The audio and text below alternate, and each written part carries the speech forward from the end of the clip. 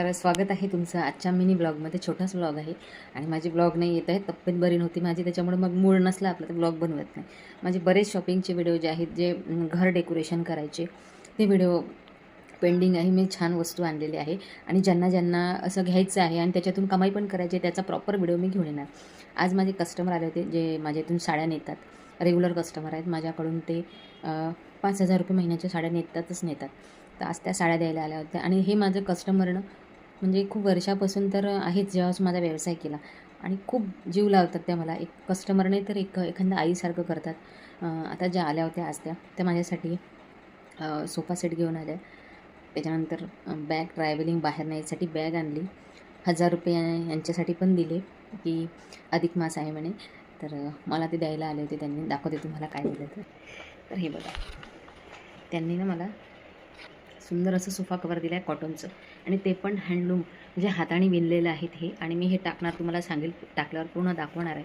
खूप छान आहे सोफा कवर आहे हे जे लखनवी आहे ना तसं आहे हे. खूप सुंदर सोफा कवर आहे. बॅग दिली आहे मला त्यांनी, ही मोठी बॅग आहे, याच्यात भरपूर कपडे बसतात. मोठी बॅग आहे, छोटी बॅग नाही आहे. आणि हाती 1,000 रुपये दिले जसं मी तुम्हाला सांगितलं. तर कधी कधी ना काही लोक आयुष्यात अशी, आणि असं नाही ते माझं आताच करतात, माझा वाढदिवस असो, माझ्या मुलांचा बड्डे असो किंवा काही असो, माझ्यासाठी तर आणतात, पण माझ्या मिस्टरांसाठी पण कधी ना कधी काही ना काहीतरी आणतातच. तर म्हणजे मला एखाद्या मुलीसारखं ट्रीट करतात ते.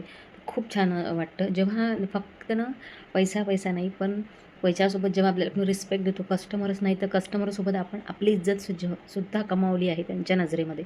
आणि चांगली लोकं, मी नेहमी सांगतो, व्यवसायातून म्हणा किंवा फेसबुकमधून म्हणा, यूट्यूबमधून मला खूप चांगली लोकं मिळाली आहे, जी मला खूप प्रेम करतात आणि खूप मनापासून मानतात. तर खूप चांगलं वाटतं जेव्हा असं आपल्याला कोणी आपल्या आठवणीत ठेवतं, आपल्या मुलांना, आपल्या नवऱ्याला सगळं असं जेव्हा गिफ्ट देतं आणि आठवणीत ठेवतं. गिफ्ट देण्यापेक्षा ना मी पण त्यांच्यासाठी एक सुंदर साडी घेतली. त्यांचा वाढदिवस होता, रिटायरमेंट होतं त्यांचं आता. तर त्यांच्यासाठी सुंदर, त्यांनी जेव्हा मी त्यांना ती साडी दिली ना, नकोच म्हणायला. मी म्हटलं नाही, तुमच्या साड्या वेगळ्या, मी घेतलेली साडी वेगळी, याचं बिल वेगळं.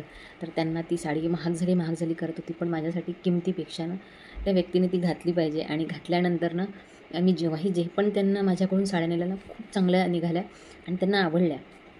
तर अशी लोकं जेव्हा आयुष्यात मिळतात ना आपल्याला, खूप भारी वाटतं. खूप शिकायला मिळतं त्यांच्यापासून, कारण त्या खूप स्ट्रॉंग लेडी आहे आणि अशा लेडीकडून आपल्याला बऱ्याचशा गोष्टी जेव्हा शिकायला मिळतात तेव्हा भारी वाटतं.